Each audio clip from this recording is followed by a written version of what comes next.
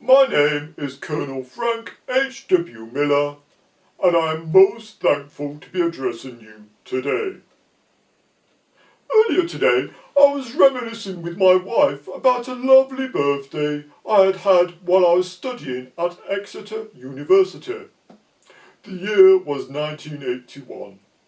My parents, Dr. and Mrs. Miller, had sent me a beautiful envelope, and the contents encouraged me greatly.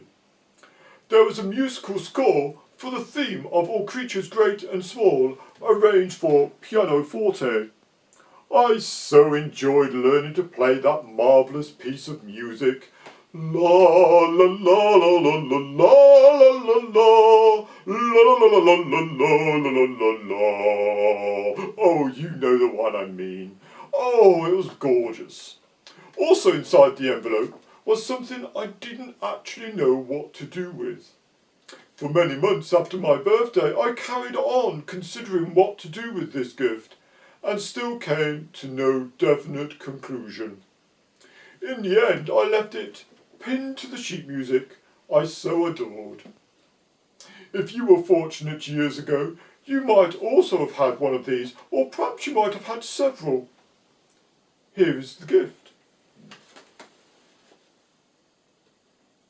Yes, it's a £1 note.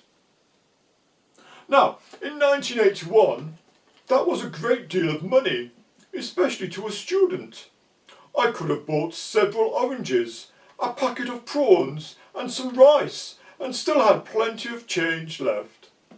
I might have treated a few chums to a fish and chip supper. I might even have put it towards a cassette tape with adorable music on it, or used it to purchase some outstanding wallpaper when I bought my first flat. However, the only thing I thought might be useful was to save it for a rainy day. Of course, the problem for saving it for a rainy day is that the next rainy day might be more momentous and more drenching than the current one. So I've kept it in the envelope for the last 40 years, so that when the time was right, and I thought I might know at the time when this was, I would spend it. Sometimes when I get the sheet music out, I see the £1 note again and wonder if it might have been better if I'd already spent it. Of course, I'm hoping that when a proper and serious rainy day comes, I'll be reminded of this sum of money and use it as my parents would have wished.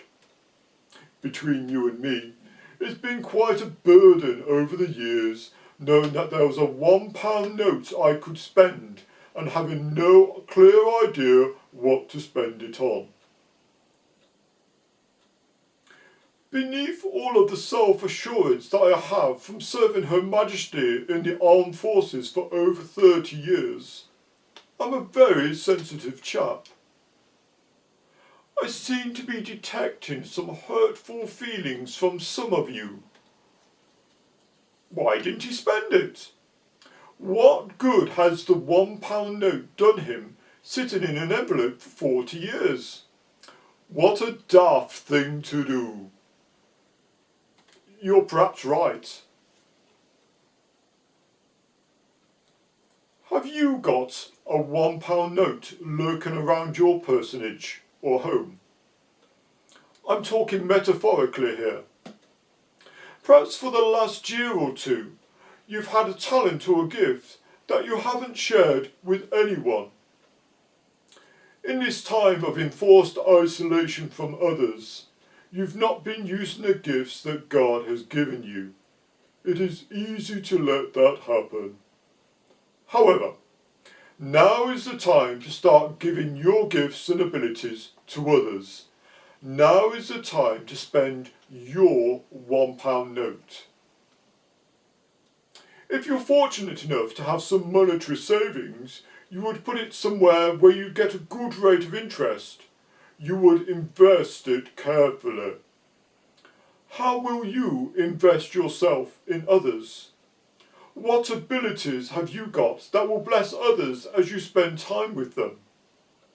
Perhaps it's a practical skill, or maybe you have a lovely character and people like being with you. Now is the time to invest in what God has given you.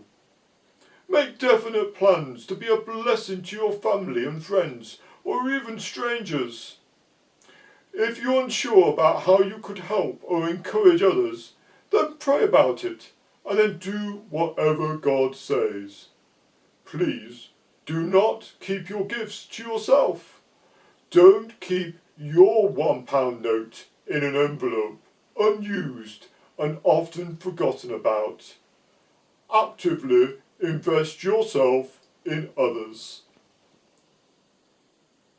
I hope to discuss some more important topics with you in the future. But in the meantime, open your life to God and ask Him to speak to you. Put God first. Seek God above everything else.